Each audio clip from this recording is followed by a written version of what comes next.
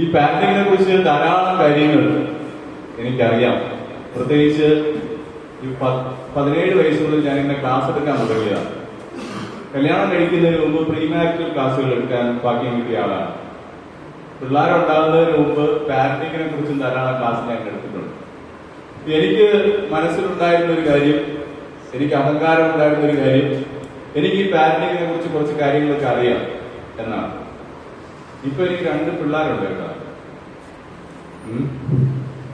2 പിള്ളേരുണ്ടായപ്പോഴാണ് എനിക്ക് മനസ്സിലായത് ഞാൻ അറിഞ്ഞതൊന്നും അറിവല്ല എന്ന് മനസ്സിലായത്. ഈ അത്യാവശ്യം സൈക്കോളജിയൊക്കെ പഠിക്കാൻ പറ്റിയ ആളാണ് ഞാൻ. 4-5 PG ഒക്കെ സൈക്കോളജിയിൽ ചെയ്ത ആളാണ്. അപ്പോൾ എന്റെ സൈക്കോളജി തിയറിയൊക്കെ എടുത്ത് എന്റെ പിള്ളേരിൽ പ്രയോഗിക്കാൻ നോക്കുമ്പോൾ പലപ്പോഴും ഞാൻ പരാജയപ്പെട്ടു പോകുന്നു. അങ്ങനെ വളരെ വിജയകരമായി ഒരു പാരന്റായി തീർന്ന, അല്ലെങ്കിൽ വളരെ മനോഹരമായിട്ട് മക്കളെ പരിപാലിച്ചുകൊണ്ടിരിക്കുന്ന ഒരു അപ്പൻ എന്നുള്ള അഹങ്കാരത്തിൽ നിന്നുകൊണ്ടോ അങ്ങനെയൊന്നുമല്ല ഞാൻ സംസാരിക്കുന്നത്. ഈ പാരന്റിങ് എന്ന് പറഞ്ഞാൽ അങ്ങനെ പഠിച്ച് ചെയ്യാൻ പറ്റുന്നതോ അല്ലെങ്കിൽ അങ്ങനെ പരിശീലിച്ച് ചെയ്യാൻ പറ്റുന്നതോ ആയിട്ടുള്ള ഒരു കാര്യമായിട്ട് ഞാൻ കരുതുന്നുമില്ല. പക്ഷെ അതൊക്കെ നമുക്ക് ഗുണം ചെയ്യുന്ന കാര്യങ്ങളാണ്.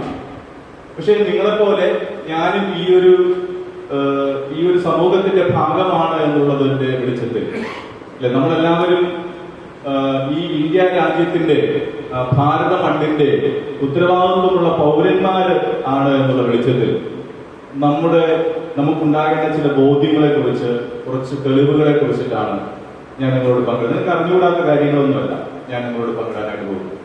എനിക്ക് ഏറെ ഇഷ്ടം നിങ്ങളുടെ മനസ്സിനെ അലട്ടുന്ന ചില വിഷമങ്ങൾ അല്ലെങ്കിൽ നിങ്ങളുടെ ചില കൺസേൺസ് കേൾക്കാനും അതിനെക്കുറിച്ച് സംസാരിക്കാനുമായിട്ടാണ്. ഞാൻ എന്തെങ്കിലും പറയുന്നതിനേക്കാൾ അത്തരത്തിൽ നമുക്ക് മുന്നോട്ട് പോകാം.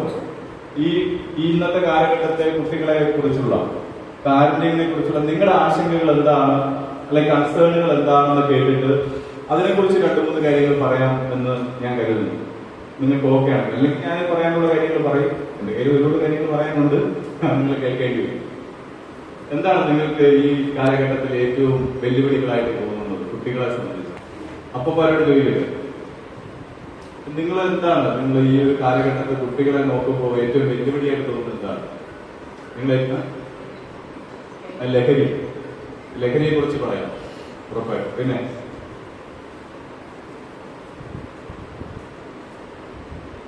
അപ്പന്മാര് പറഞ്ഞു അവര്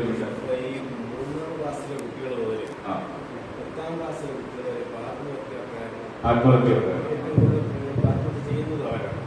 അവർക്ക് അതിനൊരു ഭയമില്ല. എന്തുകൊണ്ടാണ് നല്ല ചോദ്യം.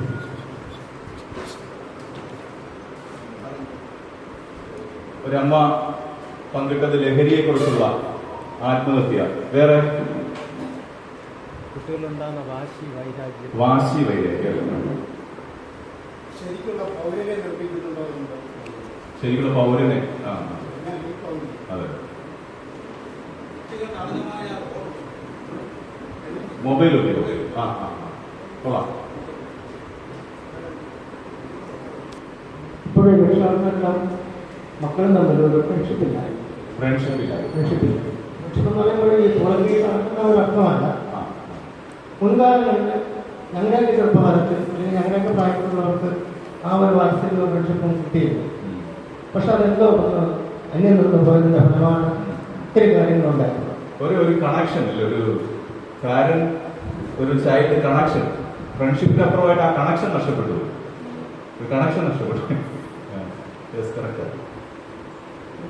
നമ്മുടെ പിള്ളേർ പൊതുവെ സൈലന്റ് ആണെന്ന് നമുക്കൊരു ധാരണ ഉണ്ടെങ്കിൽ എന്തെങ്കിലും കാര്യത്തിൽ നമ്മൾ പ്രതികരിച്ചാൽ നമുക്ക് പ്രതീക്ഷിക്കുന്ന ഒരു ചില സമയത്ത് നമുക്ക് ഉണ്ടാകും. നമ്മുടെ ധാരണ നമ്മുടെ പിള്ളേരെല്ലാം കാണുന്നു, നമ്മുടെ ബുദ്ധിമുട്ടുകൾ എല്ലാം കണ്ട് വളരെയാണെന്ന് ഒരു ചിന്തയുണ്ട്. അതുപോലെ വരികയാണെങ്കിൽ നമ്മുടെ ഭാഗത്ത് എന്തെങ്കിലും ഒരു പ്രതികരണം വരുമ്പോൾ അതിൻ്റെ എത്രയോ ഇരട്ടി പെട്ടെന്ന് അവർ പോകുകയാണ്. പക്ഷേ അവർക്ക് മാനസികമായിട്ടൊരു പിന്നെ ഒരു ബുദ്ധിമുട്ട് പ്രശ്നം തോന്നിയിരിക്കാം. എന്തായാലും നമ്മൾ പ്രതീക്ഷിക്കാത്ത പ്രതികരണം ഉണ്ടാകുന്ന ടൈമിൽ അത് അവരിലും നമ്മളിലും ഒരുപോലെ വിഷമമുണ്ടാകുന്നു. പക്ഷെ അതിന് ശാശ്വത പരിഹാരം ഒന്നുകിൽ നമ്മൾ തറങ്ങാവുക അല്ലാതെങ്കിലും. എനിക്ക് തോന്നുന്നത് ഇത്രയും കാര്യങ്ങൾ പറഞ്ഞതിൽ നിന്ന് ഞാൻ കുറച്ച് കാര്യങ്ങൾ പറഞ്ഞതിന് ശേഷം പിന്നെ നമുക്ക് റിഫ്ലക്ഷനിലേക്ക് ഞാൻ ഈ നിങ്ങൾ പറഞ്ഞ കൺസേൺ വെച്ചിട്ട് എനിക്ക് തോന്നുന്നത് ചെറിയൊരു ഇൻട്രൊഡക്ഷൻ പാർട്ടായിട്ട് നമ്മൾ ഈ AD എന്നും BC എന്നും നമ്മുടെ കാലഘട്ടത്തെ രണ്ടായിട്ട് വിഭജിച്ച് നമ്മൾ പറയാറുണ്ടായിരുന്നു പഠിക്കുന്ന കാലത്ത് നിങ്ങൾക്കറിയാം. അതുപോലെ തന്നെ കൊറോണയ്ക്ക് മുൻപും കൊറോണയ്ക്ക് ശേഷവും എന്ന് രണ്ട് കാലങ്ങളായിട്ട് ഇന്ന് തീർത്തും വേർതിരിക്കപ്പെട്ടിട്ടുണ്ട്. അപ്പോൾ ധാരാളം മനഃശാസ്ത്ര പഠനങ്ങൾ ഒരു ഹ്യൂമൻ സൈക്കി, ഒരു മനുഷ്യന്റെ മനസ്സിൽ കൊറോണയ്ക്ക് മുമ്പുണ്ടായിരുന്നതിനെ കാളും എന്ത് വ്യത്യാസമാണ് കൊറോണയ്ക്ക് ശേഷം ഉണ്ടായത് എന്ന് സംബന്ധിച്ച് ധാരാളം പഠനങ്ങൾ നടത്തിയിട്ടുണ്ട്. ആ പഠനങ്ങളുടെ ഒരു ആകെത്തുകയായി അതിൽ നിന്ന് ചില കീ പോയിന്റുകൾ എടുത്തു കാണിക്കപ്പെടുന്നുണ്ട്. അതിൽ ഒന്നാമതായിട്ട് പറയുന്ന ഒരു കാര്യം എന്ന് പറയുന്നത് കൊറോണയ്ക്ക് മുമ്പും കൊറോണയ്ക്ക് ശേഷവും മനുഷ്യ മനസ്സിന്റെ ഏറ്റവും വലിയൊരു വ്യത്യാസം എന്ന് പറയുന്നത് ഇന്നത്തെ നമ്മുടെ മനസ്സ് ഭയങ്കരമായിട്ട് ഡിസ്ട്രാക്റ്റഡ് ആയി എന്നുള്ളതാണ്. ഡിസ്ട്രാക്റ്റബിലിറ്റി എന്നാണ് അതിനെ വിളിക്കുന്നത്.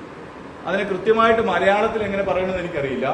ഒരു പ്രത്യേക കാര്യത്തില് പരിപൂർണമായിട്ട് ശ്രദ്ധ ഉറപ്പിച്ചു വെക്കാനായിട്ട്, മൈൻഡ്ഫുള്ളായിട്ട് ഇരിക്കാനായിട്ട്, അല്ലെങ്കിൽ ശ്രദ്ധ പൂർണ്ണത കാട്ടാനായിട്ട് നമുക്ക് കഴിയാതെ പോകുന്നു എന്നുള്ളതാണ്. അപ്പോ നിങ്ങളൊരു വീട്ടിന്റെ റൂമിനകത്ത് ഇരുന്നതിന് ശേഷം ഒരു CCTV നിങ്ങളുടെ അറിവില്ലാതെ ഒരാൾ അതിനകത്ത് വെച്ചു എന്ന് വെച്ചു, ആ മുറിക്കകത്താണ് നിങ്ങൾ ഇരിക്കുന്നത്.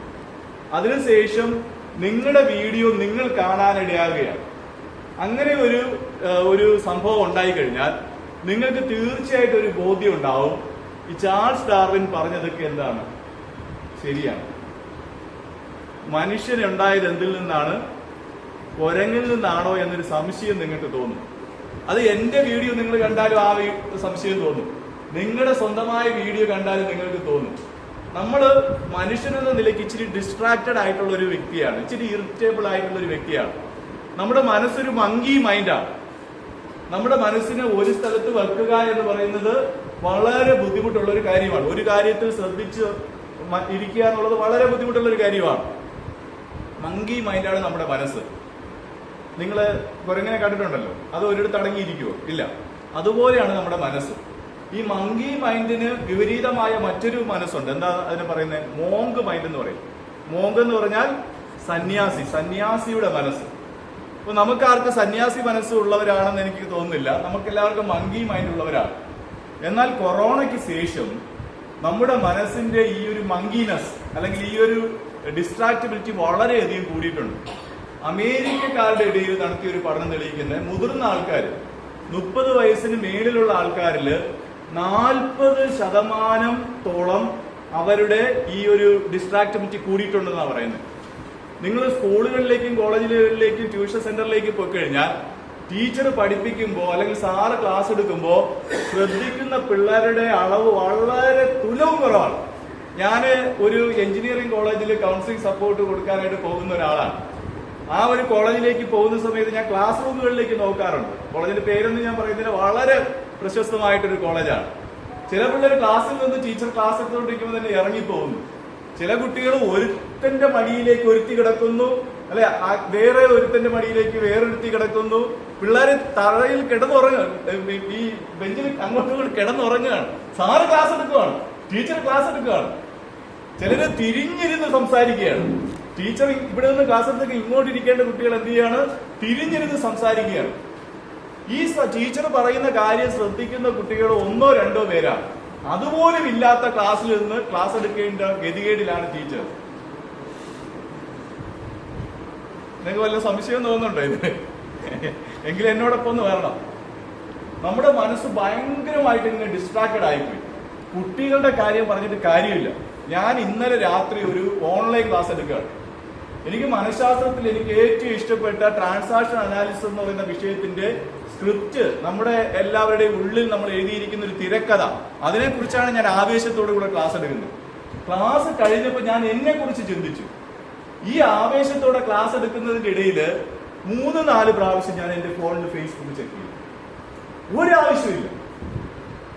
ഒരാവശ്യമില്ലാതെ ഞാൻ തീവ്രമായി ക്ലാസ് എടുക്കുന്നതിന്റെ ഇടയിൽ ഞാൻ 3-4 പ്രാവശ്യം ഫേസ്ബുക്ക് ചെക്ക് ചെയ്യും. ഇത് എന്നെ കുറിച്ച് ഞാൻ വിലയിരുത്തിയതാണ്, സത്യമായ കാര്യം. വേറൊരാളെ കുറിച്ച് പറഞ്ഞാലല്ലേ സംശയമുള്ളൂ. ഇത് എന്നെ കുറിച്ച് അത്രയും നമ്മുടെ മനസ്സിങ്ങനെ ഡിസ്ട്രാക്റ്റഡ് ആയിപ്പോയി എന്നുള്ളതാണ്. ഒരു കാര്യത്തിലേക്ക് പരിപൂർണമായിട്ട് മനസ്സുറപ്പിച്ച് വെക്കാനായിട്ട് നമുക്ക് കഴിയുന്നില്ല.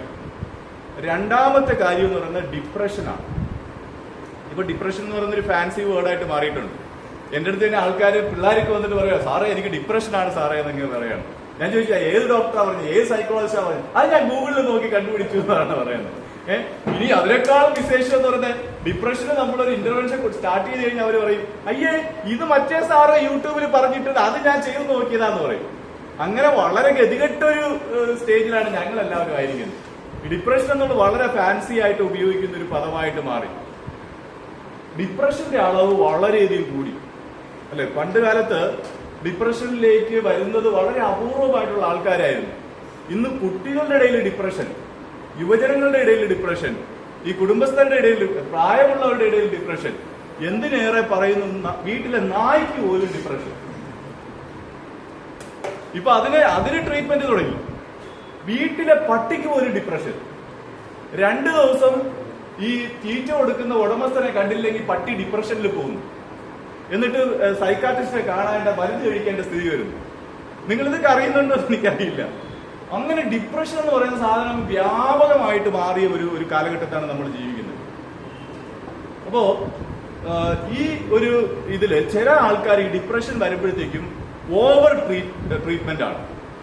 ഡിപ്രഷൻ ആകുന്നു, ഉടനെ തന്നെ പോകുന്നു, മരുന്ന് കഴിച്ചു തുടങ്ങുന്നു, പിന്നെ അവരങ്ങ് മരുന്നിന് അടിമയാകുന്നു. ഞാൻ മരുന്ന് കഴിക്കുന്നത് തെറ്റെന്നല്ല പറയുന്നത്, തീർച്ചയായിട്ടും ആവശ്യം വന്നാൽ മരുന്ന് കഴിക്കണം. പക്ഷെ ഒരാവശ്യമില്ലാതെ മരുന്ന് കഴിക്കുന്നു, പിന്നെ അതിനൊരു ഡിപ്പെൻഡൻസി ക്രിയേറ്റ് ആവുന്നു, അങ്ങനെ പോകുന്നു. ചില ആൾക്കാർക്ക് ഡിപ്രഷൻ ആയാലും അവരെന്ത് ചെയ്യുന്നില്ല, തിരിച്ചറിയുന്നില്ല. ഇപ്പോൾ ചില കുട്ടികളെ എൻ്റെ അടുത്ത് കൊണ്ടുവരുമ്പോൾ ഞാൻ നോക്കുമ്പോൾ ഡിപ്രഷൻ ഉണ്ട് എന്ന് മാതാപിതാക്കളോട് പറയുമ്പോൾ മാതാപിതാക്കൾ പറയുന്ന ഉത്തരം എന്താണെന്നറിയാമോ? സാറേ ഇവൻ എന്തിന്റെ കുറവാണ്, ഇവക്ക് എന്തിന്റെ കുറവാണ്? ഞാനൊക്കെ ഇവളുടെ പ്രായത്തിലായിരുന്നപ്പോ എനിക്ക് ഉടുക്കാനായിട്ട് ശരിക്കും വസ്ത്രമില്ല, എനിക്ക് സഞ്ചരിക്കാനായിട്ട് വാഹനമില്ല, എനിക്ക് കയറിക്കിടക്കാനായിട്ട് വീടില്ല, എനിക്ക് ട്യൂഷനില്ല, എന്നെ പഠിപ്പിക്കാനായിട്ട് നല്ല സ്കൂളില്ല. പക്ഷെ ഇപ്പൊ അങ്ങനെയാണോ എന്റെ കുട്ടിയെ ഞാൻ വളർത്തുന്നേ? വീട്ടിൽ 3 കാറുണ്ട്, 1 കാറല്ല 3 കാറുണ്ട്, 2 നില വീടുണ്ട്, കഴിക്കാനായിട്ട് ഭക്ഷണം ലോകത്തെ ഏത് ഭക്ഷണം പറഞ്ഞാലും വാങ്ങി കൊടുക്കുന്നുണ്ട്. വസ്ത്രം രാവിലെ കൺഫ്യൂഷനാണ്, ഏത് വസ്ത്രം ഇട്ടോണ്ട് പോകണം, അത്രയും വസ്ത്രം അലമാരയ്ക്കകത്തുണ്ട്. എന്താണ് നിങ്ങൾ പറയുന്നത്, ഡിപ്രഷൻ എന്നോ എന്നാണ് എന്നോട് ചോദിക്കുന്നത്. ഇത് ഞാൻ ദൈനംദിനം അനുഭവിക്കുന്ന പ്രശ്നമാണ്. അപ്പം പാരന്റ്സ് വിചാരിക്കുന്നത് വസ്ത്രം കൊടുത്തു കഴിഞ്ഞാൽ, അല്ലെ പണം കൊടുത്തു കഴിഞ്ഞാൽ, ഭക്ഷണം കൊടുത്തു കഴിഞ്ഞാൽ പിന്നെ ഈ കുട്ടി സുരക്ഷിതയാണെന്നാണ്. അല്ലെങ്കിൽ ഡിപ്രഷനോ സ്ട്രെസ്സോ ഇതുപോലെ ഒന്നും ഉണ്ടാകുന്നില്ല എന്നുള്ളതാണ്. ഡിപ്രഷന്റെ അളവ് വളരെയധികം കൂടിയിട്ടുണ്ട്. മൂന്നാമതൊരു ഇതാണ് സൂയിസൈഡ് ടെൻഡൻസി. ഡോക്ടർ ഇന്ദു എന്ന് പറഞ്ഞിട്ട് ഒരു കമ്മ്യൂണിറ്റി മെഡിസിനിൽ വർക്ക് ചെയ്യുന്ന ഒരു ഡോക്ടറുണ്ട്. ആ ഡോക്ടർ ഇപ്പോ കൊല്ലം ഡിസ്ട്രിക്ട് ഹോസ്പിറ്റലിൽ ജോലി ചെയ്തിട്ട് ഒരു റിസർച്ച് നേതൃത്വം കൊടുക്കുകയാണ്. പ്രത്യേകിച്ച് തിരുവനന്തപുരം, കൊല്ലം, കൊട്ടാരക്കര ഏരിയയിലുള്ള കുട്ടികളുടെ ഇടയിലാണ് റിസർച്ച് നടന്നു പോകുന്നത്. നമ്മുടെ ട്രിവാൻഡ്രം ചൈൽഡ് ഡെവലപ്മെന്റ് സെന്ററിൽ വെച്ച് കഴിഞ്ഞ ഒരു ദിവസം അതിന്റെ ഒരു ചെറിയൊരു റിവ്യൂ മീറ്റിംഗ് ഉണ്ടായിരുന്നു. അപ്പൊ ഡോക്ടർ ഇന്ദു പറഞ്ഞ ഒരു കാര്യമുണ്ട്, 100 പിള്ളേരെ ഇവർ സമീപിക്കുമ്പോൾ 80 പിള്ളേർ പറയുന്നത് ചത്താ മതിയെന്ന്. 80 പിള്ളേർ. ഇത് എന്നെ വളരെ ഹൃദയത്തെ തകർക്കുന്ന ഒരു കാര്യമാണ്. 100 പിള്ളേരെടുത്ത് പോയി സംസാരിക്കുമ്പോൾ 80 പിള്ളേർ പറയുന്നത് എങ്ങനെയെങ്കിലും ചത്താ മതി, ജീവിച്ചിരുന്നിട്ട് ഒരു കാര്യവും ഇല്ല. ഇനി 100 പിള്ളേരെടുത്ത് പോകുമ്പോൾ 20 പിള്ളേർ പറയുന്ന ജീവിതത്തിൽ ഒരിക്കലെങ്കിലും ഞങ്ങൾ എന്തിനു ശ്രമിച്ചിട്ടുണ്ട്, സൂയിസൈഡ് ചെയ്യാനായിട്ട് ശ്രമിച്ചിട്ടുണ്ടെന്നാണ്. നമ്മുടെ പിള്ളേരെ കുറിച്ചാണ് കേട്ടോ, 100 പിള്ളേരില് 80 പേര് ചത്താ മതി എന്നാണ് ചിന്തിക്കുന്നത്. അതില് 20 പിള്ളേർ എന്ത് ചെയ്തിട്ടുണ്ട്, ഒരിക്കലെങ്കിലും സൂയിസൈഡിന് ശ്രമിച്ചിട്ടുണ്ട് എന്നുള്ളതാണ്. ഇത് ഇച്ചിരി കഠിനമായ ഒരു കാര്യമാണ് സാർ പറഞ്ഞതുപോലെ. ഇത് വളരെ ഇത് കുഞ്ഞു പിള്ളേരിലാണ് ഇപ്പോൾ. കുഞ്ഞു പിള്ളേരാണ്. നമ്മുടെയൊക്കെ കാലഘട്ടത്തിൽ നമുക്ക് ചിന്തിക്കാൻ, നമ്മൾ ഇതിനേക്കാളും വളരെ പ്രതികൂലമായ സാഹചര്യങ്ങളിലൂടെ പോയിട്ടുള്ളവരാണെങ്കിലും നമ്മൾ ഇത്രയൊക്കെ ചിന്തിച്ചിട്ടുണ്ടോ? ഇല്ല. ഇങ്ങനെ ശ്രമിച്ചിട്ടുണ്ടോ? ഇല്ല. ഇപ്പൊ സൂയിസൈഡൽ ടെൻഡൻസി വളരെ കൂടുതലാണ്. അടുത്ത വളരെ പ്രധാനപ്പെട്ട മറ്റൊരു കണ്ടെത്തൽ എന്ന് പറയുന്നത് മീനിങ് ഇല്ല എന്നുള്ളതാണ്. അപ്പൊ നമ്മൾ ജീവിച്ചിരിക്കുന്നതിന്റെ അർത്ഥം എന്താണ്, മീനിങ് എന്താണ്, ഞാൻ എന്തിനാണ് ജീവിച്ചിരിക്കേണ്ടത് എന്നുള്ളത് പിള്ളേർക്ക് എന്തില്ല, ഒരറിവില്ല. എന്തിനാ ജീവിച്ചിരിക്കുന്നത് എന്നൊരു അറിവ്. നിങ്ങൾ ചോദിച്ച ഏകദേശം എല്ലാ കൺസേണും അല്ലെങ്കിൽ നിങ്ങൾ ഷെയർ ചെയ്ത എല്ലാ കൺസേണും ഇതുമായിട്ട് ബന്ധപ്പെട്ടിരിക്കുന്നു എന്നുള്ളതാണ്. പിള്ളേർക്ക് എന്തിനാണ് ജീവിച്ചിരിക്കുന്നതെന്ന് യാതൊരു ബോധമില്ല. ജീവിതത്തിന്റെ അർത്ഥം എന്തെന്ന് യാതൊരു പിടിയുമില്ല. അവിടെ ഉള്ളില് ഡിപ്രഷന്റെ അളവ് വളരെയധികം കൂടുന്നുണ്ട്, മാനസിക സംഘർഷത്തിന്റെ അളവ് കൂടുന്നുണ്ട്, സൂയിസൈഡൽ ടെൻഡൻസി കൂടുന്നുണ്ട്. ഒരു കാര്യത്തിൽ മനസ്സുറപ്പിച്ചു വെക്കാനുള്ള കഴിവ് അവർക്ക് വളരെയധികം കുറഞ്ഞു വരുന്നുണ്ട്. ഇത് കുട്ടികളുടെ കാര്യം മാത്രമല്ല, നമ്മുടെ കാര്യം ഇതാണ്. പക്ഷെ കുട്ടികൾക്ക് ഇത് വളരെ വലിയൊരു ക്രൈസിസ് ആയിട്ട് മാറിയിട്ടുണ്ട്. ഈ ഒരു ഡിസ്ട്രസ് കൂടുമ്പോൾ, ഈ ഒരു ഡിപ്രഷൻ കൂടുമ്പോൾ, ഈ ഒരു മാനസിക സംഘർഷം കൂടുമ്പോൾ അതിൽ പിടിച്ചു നിൽക്കാനായിട്ട് അവർക്ക് എന്തെങ്കിലും ഒരു കോപ്പിംഗ് മെക്കാനിസം എന്ന് നമ്മൾ പറയും. കോപ്പിംഗ് മെക്കാനിസം വേണം. അതവർക്കില്ല എന്നുള്ളതാണ്. നിങ്ങളോട് ഞാനൊരു ചോദ്യം ചോദിക്കാം. ശരീരത്തിന്റെ വേദനയാണോ മനസ്സിന്റെ വേദനയാണോ സഹിക്കാൻ ബുദ്ധിമുട്ട്?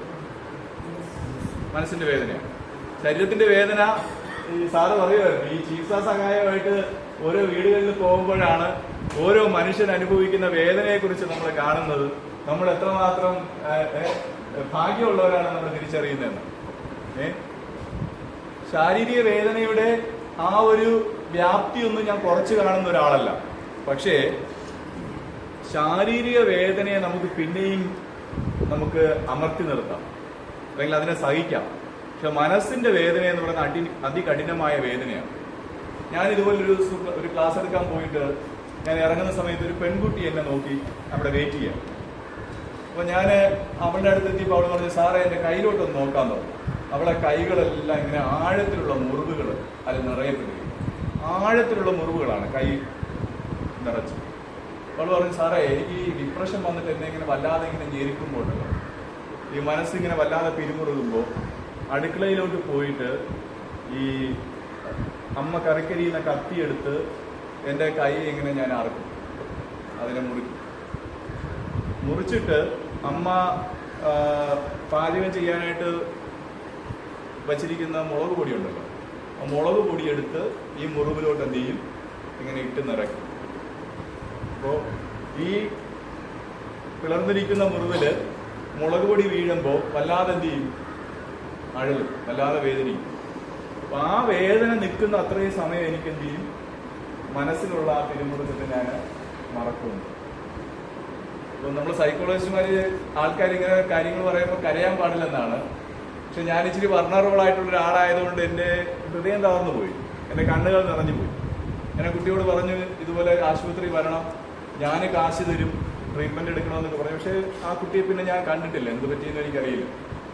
അപ്പൊ ഇത് നിങ്ങളോട് എന്തിനും ഞാൻ പറഞ്ഞെന്ന് ചോദിച്ചു കഴിഞ്ഞാൽ, മനസ്സിന്റെ ആ സംഘർഷത്തെ കുറച്ചു നേരം മറക്കാനായിട്ട് ഈ കുട്ടി ചെയ്യുന്നത് ശരീരത്തിലൊരു വേദന സൃഷ്ടിക്കുക എന്നുള്ളതാണ്.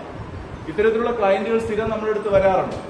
നമ്മൾ സാധാരണ പറയും, നിങ്ങൾക്ക് കത്തിയെടുക്കാൻ തോന്നുമ്പോൾ നിങ്ങൾ എന്ത് ചെയ്യണം, ഫ്രിഡ്ജ് തുറക്കണം, എന്നിട്ട് ഐസ് എടുക്കണം, ഒരു കട്ട ഐസ് എടുത്തിട്ട് കയ്യിൽ എന്ത് ചെയ്യണം, ഇങ്ങനെ മുറുകെ പിടിക്കണം. നിങ്ങൾ വീട്ടിൽ പോയിട്ട് ഒരു ഐസ് കഷ്ണം എടുത്ത് ഒരു ഐസ് ക്യൂബ് എടുത്ത് കയ്യിൽ കുറച്ചു നേരം മുറുകെ പിടിച്ച് നോക്കുക, സുഖകരമായ കാര്യമാണോ? ഇല്ല. അങ്ങനെ ഇങ്ങനെ പിടിച്ച് കുറച്ച് നേരം ഇരിക്കുമ്പോഴത്തേക്കും ആ ഒരു അസുഖകരമായ ഒരു അനുഭവത്തിലൂടെ എന്താ നമ്മൾ ശ്രമിക്കുന്നത്, ഈ മനസ്സിന്റെ വേദനയെ കുറച്ചു നേരം മാറ്റാനാണ് ശ്രമിക്കുന്നത്. അപ്പോൾ ശരീരത്തിന്റെ വേദനയെക്കാളും വലുതാണ് മനസ്സിന്റെ വേദന. കുട്ടികളുടെ മാനസികമായ സംഘർഷം വർദ്ധിച്ചു, ഡിപ്രഷൻ വർദ്ധിച്ചു. പക്ഷേ ഇത് വന്നു കഴിഞ്ഞാൽ എന്ത് ചെയ്യണമെന്ന് പിള്ളേർക്ക് അറിയില്ല. ഇതൊരു വലിയൊരു ക്രൈസിസാണ്. അപ്പൊ അവരുടെ മുന്നിലുള്ളത് ആത്മഹത്യയെക്കുറിച്ച് ചിന്തിക്കലാണ്. കാരണം ജീവിതത്തിന്റെ മീനിങ്, എന്തിനു ജീവിക്കണമെന്നൊരു ചിന്തയാണ്. അല്ലെങ്കിൽ അവർ കാണുന്ന ഒരു പ്രതിവിധി എന്ന് പറഞ്ഞാൽ എന്താണ്, ലഹരിയിലേക്ക് പോവുക എന്നുള്ളതാണ്. ലഹരിയിലേക്ക് പോവുക എന്നുള്ളതാണ്. ഞാൻ ആരെയും കുറ്റപ്പെടുത്തുന്നതല്ല. നമ്മുടെ സ്കൂളുകളിലൊക്കെ ധാരാളം ലഹരി വിരുദ്ധ അവബോധന ക്ലാസ്സുകൾ ബോധവൽക്കരണ ക്ലാസ്സുകൾ നടക്കുന്നുണ്ട്. എന്റെ പ്രധാനപ്പെട്ട പരിപാടി ആ ബോധവൽക്കരണ ക്ലാസ്സുകൾക്കെതിരെയുള്ള ബോധവൽക്കരണം നടത്തുക എന്നുള്ളതാണ്. നമ്മുടെ പോലീസ് സാറന്മാർ പോയിട്ട് പവർ പോയിന്റ് ഒക്കെ കൊണ്ടാ പോകുന്നത് കേട്ടോ. എല്ലാ മയക്കുമരുന്നിന്റെയും ചിത്രം കാണിച്ചു കൊടുക്കും. ഇത് ഇന്നതാണ്, ഇതിന്റെ പേര് ഇതാണ്, ഇത് 3 രൂപയ്ക്കും അവൈലബിൾ ആണ്, ഇത് വെള്ളനാടിലുള്ള ആ കടയിൽ അവൈലബിൾ ആണ്, ആ കടയിൽ അവൈലബിൾ ആണ്. ഞാൻ ആ വഴി പെട്രോളിങ്ങിന് പോയപ്പോഴത്തേക്ക് ഞാൻ എന്ത് ചെയ്തിരുന്നു, അത് കണ്ടിട്ടുണ്ടായിരുന്നു, ഇന്ന ആളവിടെ വിൽക്കുന്നുണ്ടെന്ന് വരെ എന്ത് ചെയ്യും പറഞ്ഞു കൊടുക്കും. ഞാൻ കുറ്റപ്പെടുത്തുന്നതല്ല, എന്ത് നന്മ പ്രവൃത്തികൾ നല്ല മനസ്സോടെ ആര് ചെയ്താലും ഞാൻ അതിനെ എന്ത് ചെയ്യുന്നു, അപ്രീഷിയേറ്റ് ചെയ്യുന്ന ഒരാളാണ്. പക്ഷെ ഇത് വലിയ അപകടം പിടിച്ചൊരു കാര്യമാണെന്നുള്ളത് നിങ്ങളെ ഒന്ന് ബോധ്യപ്പെടുത്താൻ വേണ്ടിയിട്ടാണ്. ഇവിടെ ഒരുത്തൻ എന്തിനു ജീവിക്കണമെന്നുള്ള ചിന്തയോടെ ഇരിക്കുക. ഇവിടെ ഒരുത്തൻ ആകെ ഡിപ്രസ്ഡ് ആയിട്ട് സ്ട്രെസ് അടിച്ചിരിക്കുക, അല്ല ഒരുത്തി. ആ സമയത്താണ് ഈ സംഭവം കാണുന്നത്.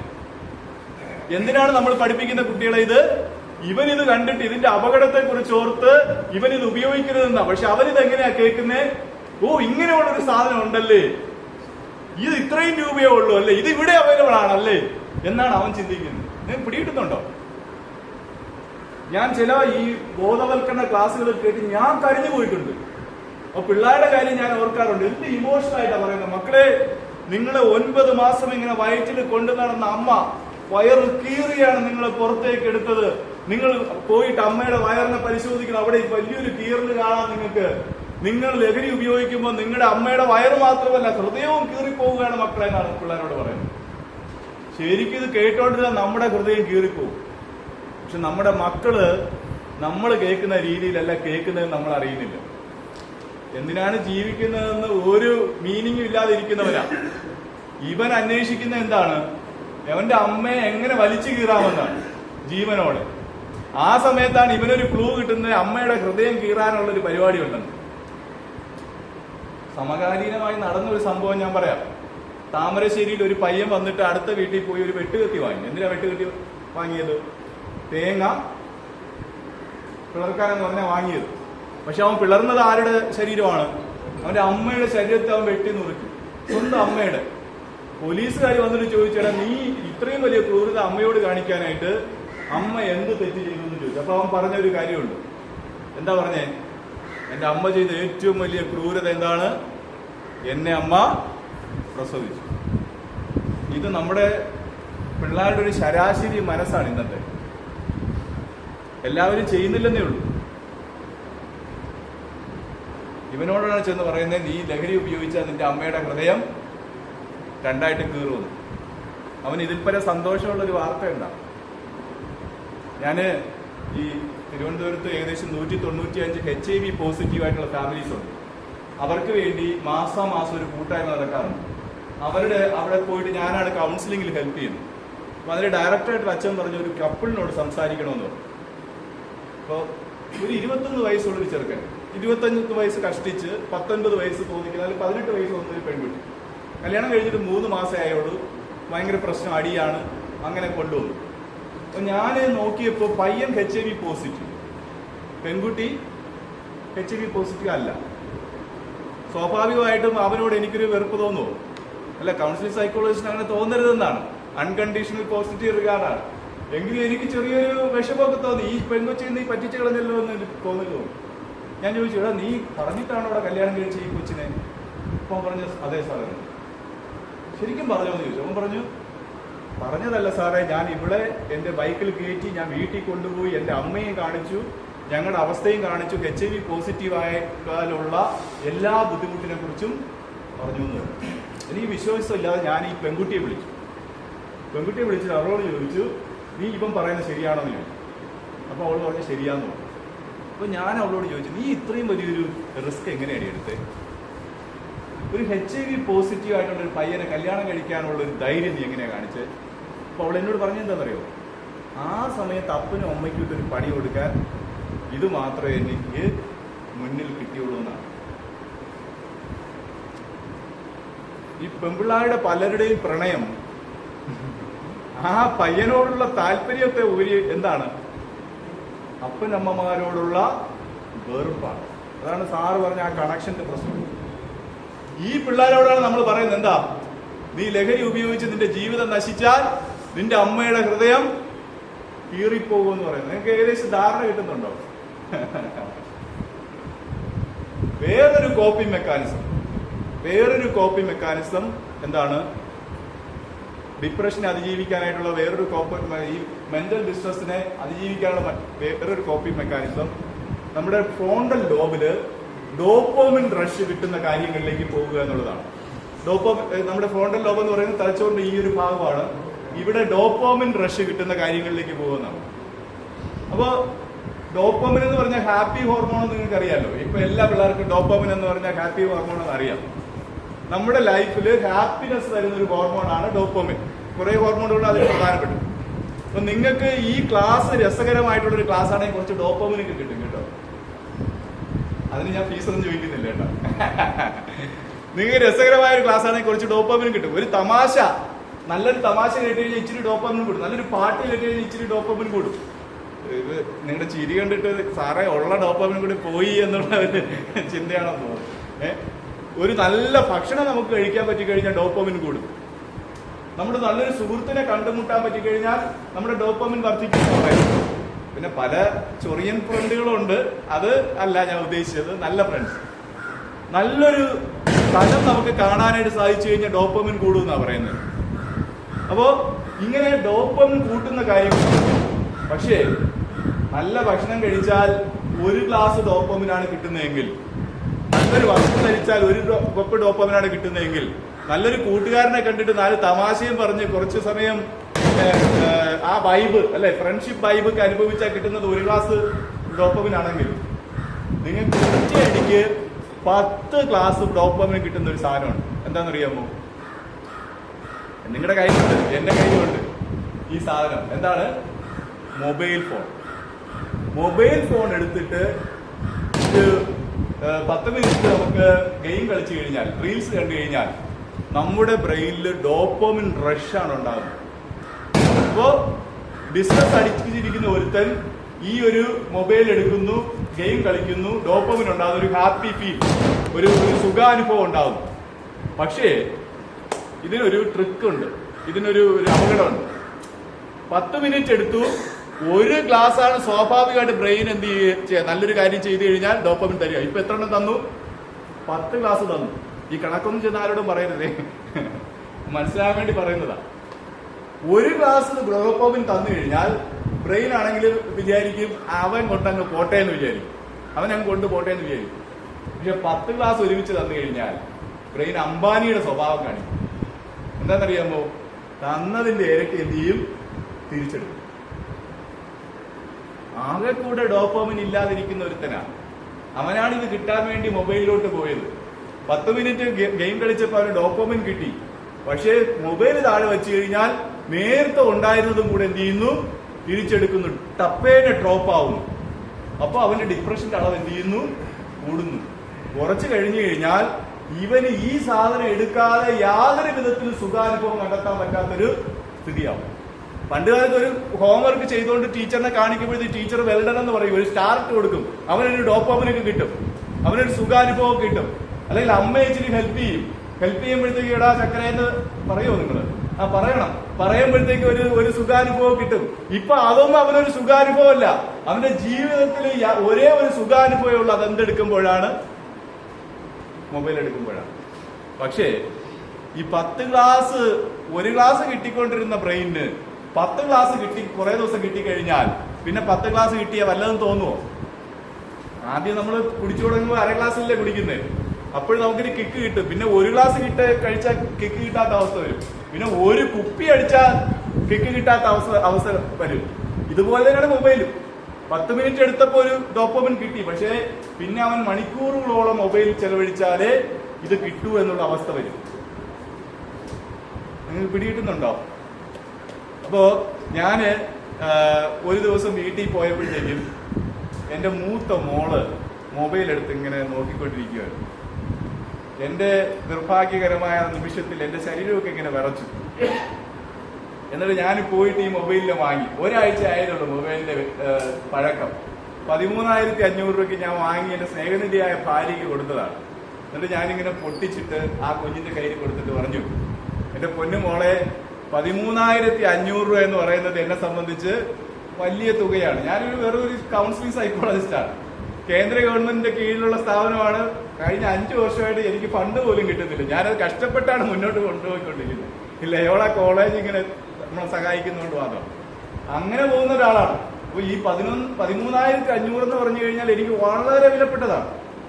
പക്ഷേ അതിനേക്കാളും വിലപ്പെട്ടതാണ് എനിക്ക് നീ. അതുകൊണ്ടാണ് പപ്പ ഇങ്ങനെ ചെയ്തത്, എന്നോട് ക്ഷമിക്കണമെന്ന് പറഞ്ഞിട്ട് കൊടുത്തു. കുറെ വർഷമായി കേട്ടോ. ഇപ്പൊ എന്റെ കുഞ്ഞിന് ഈ മാസം 11 വയസ്സാവും. പക്ഷേ ദൈവത്തിന്റെ കൃപ കൊണ്ട് ഇതുവരെ അവൾ അങ്ങനെ മൊബൈൽ എടുത്തിട്ടില്ല.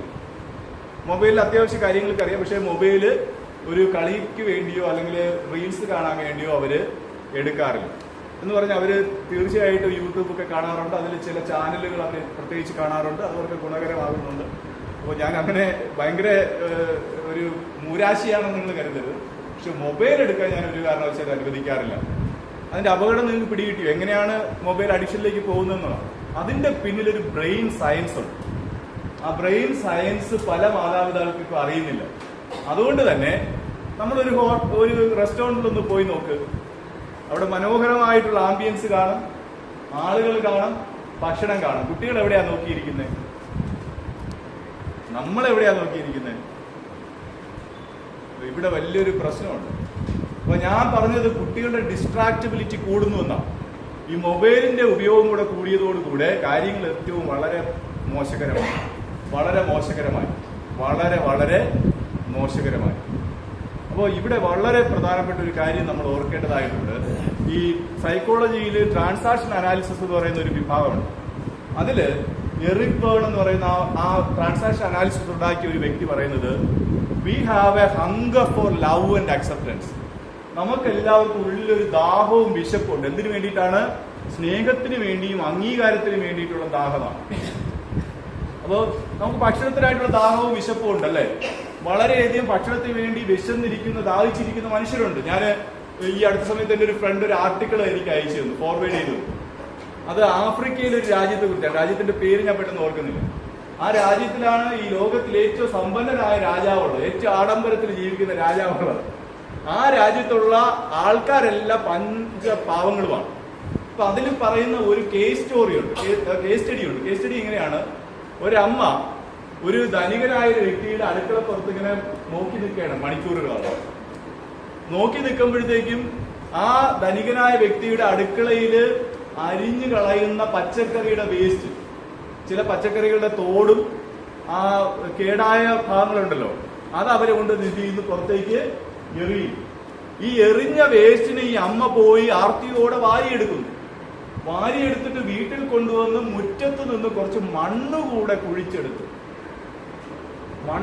കുഴിച്ചെടുത്ത് അരിച്ച് ഈ പച്ചക്കറി വേസ്റ്റും കൂടെ ചേർത്ത് ഈ മണ്ണപ്പം നമ്മൾ ചുട്ട് കളിച്ചിട്ടുണ്ട്. ഇത് മണ്ണപ്പം ചുട്ട് പിള്ളേർക്ക് കൊടുത്ത് പറ്റിക്കുക. ഇച്ചിരി കരുണയുള്ളവർക്ക് ഈ കഥ വായിച്ചു കഴിഞ്ഞാൽ, ഈ കേസ് സ്റ്റോറി റിയൽ കേസ് സ്റ്റോറിയാണ്, വായിച്ചു കഴിഞ്ഞാൽ ഹൃദയം വിളരും അല്ലേ? അപ്പൊ ദാരിദ്ര്യം എന്ന് പറയുന്നത് ഒരു യാഥാർത്ഥ്യമാണ്. പക്ഷേ ഇതിനേക്കാളും കഠിനമാണ് സ്നേഹത്തിന് വേണ്ടി, അക്സെപ്റ്റൻസ് വേണ്ടിയിട്ടുള്ള ഒരു ദാഹവും ദാരിദ്ര്യവും. ഇത് നമ്മൾ ജനിക്കുമ്പോഴേ തുടങ്ങും. ജനിക്കുമ്പോഴേ ഈ ദാഹം തുടങ്ങും. നിങ്ങളുടെ കുട്ടി ഒരു ദിവസം പ്രായമുള്ള കുട്ടി വലിയ വായിൽ കീറുവാണ്. അമ്മയുടെ മുല കുടിക്കാൻ വേണ്ടി മാത്രമാണോ? അമ്മ തൊട്ട് അടുത്ത് വരുമ്പോഴേ ആ കുട്ടിക്ക് എന്ത് കരച്ചിൽ നിൽക്കുമല്ലേ? മുല കിട്ടണ്ട. മുലയ്ക്ക് വേണ്ടിയിട്ടുള്ള ദാഹമല്ല, പിന്നെന്താണ്? അമ്മയുടെ സാന്നിധ്യത്തിന് വേണ്ടിയിട്ടുള്ള ദാഹമാണ്, അമ്മയുടെ പ്രസൻസിന് വേണ്ടിയിട്ടുള്ള ദാഹമാണ്, അമ്മയുടെ ടച്ചിന് വേണ്ടിയിട്ടുള്ള ദാഹമാണ്, അമ്മയുടെ അക്സെപ്റ്റൻസിന് വേണ്ടിയിട്ടുള്ള ദാഹമാണ്, ലവിന് വേണ്ടിയിട്ടുള്ള ഒരു ദാഹമാണ്. നമ്മൾ ജനിച്ചു വീഴുമ്പോഴേ ഇതുണ്ട്. അപ്പോ അതിനെ നമ്മൾ കൊടുക്കുന്ന ഓരോ ടച്ചിനെയും, ഓരോ നോട്ടത്തെയും, ഓരോ പ്രോത്സാഹനത്തെയും, ഓരോ തലോടലിനെയും സ്ട്രോക്ക് എന്നാണ് എറിക് ബേൺ വിളിക്കുന്നത്. സ്ട്രോക്ക് എന്ന് പറഞ്ഞാൽ വേറൊന്നുമല്ല, കുഞ്ഞിനെ നമ്മൾ പാല് കൊടുത്തിട്ട് നമ്മുടെ നെഞ്ചിൽ നിന്നെടുത്ത് തോളിലോട്ട് ഇട്ടിട്ട് നിങ്ങളിങ്ങനെ തട്ടിയിട്ടുണ്ട് അമ്മമാര്. ആ ഒരു പ്രക്രിയയാണ് എന്ത് പറയുന്നത്, സ്ട്രോക്ക് എന്ന് പറയുന്നത്. നമ്മുടെ എല്ലാ കുട്ടികൾക്കും ഈ സ്ട്രോക്കിന് വേണ്ടിയിട്ടുള്ള ഹങ്കർ ഉണ്ട്, സ്ട്രോക്ക് ഹങ്കർ. എല്ലാവർക്കും ഈ ദാഹമുണ്ട്. അപ്പോൾ ഞാനിവിടെ ക്ലാസ് എടുത്തുകൊണ്ട് നിൽക്കുകയാണെന്ന് വെച്ചോ, എനിക്കൊരു ഇളയ മോളുണ്ട്. അവള് വന്നിട്ട് എന്നെ പാനിൽ പിടിച്ച് ഇങ്ങനെ തൂങ്ങുന്നു. ഞാനിവിടെ പാരന്റിങ്ങിനെ കുറിച്ച് ഘോരഘോരം പ്രസംഗിക്കുമ്പോൾ എന്റെ കുട്ടി എന്റെ പാന്റിൽ പിടിച്ച് തൂങ്ങുന്നു. എനിക്ക് ഇഷ്ടപ്പെടുമോ? ഇല്ല. ഞാൻ എന്ത് ചെയ്യും, ഒരു തള്ളങ്ങ് തള്ളും. അപ്പോഴത്തേക്കും അവൾ അവിടെ പോയി നിൽക്കും. അവിടെ പോയി നിന്നിട്ട് അവള് നോക്കും അപ്പൻ എന്നെ ശ്രദ്ധിക്കുന്നുണ്ടോ, സ്ട്രോക്ക് കിട്ടുന്നുണ്ടോ എന്നൊക്കെ നോക്കും. കിട്ടിയില്ലെങ്കിൽ അവൾ എന്ത് ചെയ്യും, പട്ടി എന്ന് വിളിക്കും. അല്ലെ, പട്ടി.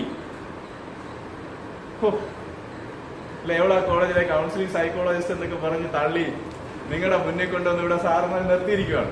ഞാൻ വലിയ കാര്യത്തിൽ ക്ലാസ് കൊടുക്കുന്നു. എന്റെ കുട്ടി എന്നെ എന്ത് വിളിക്കുന്നു, പട്ടി. എനിക്ക് ഇഷ്ടപ്പെടുവോ?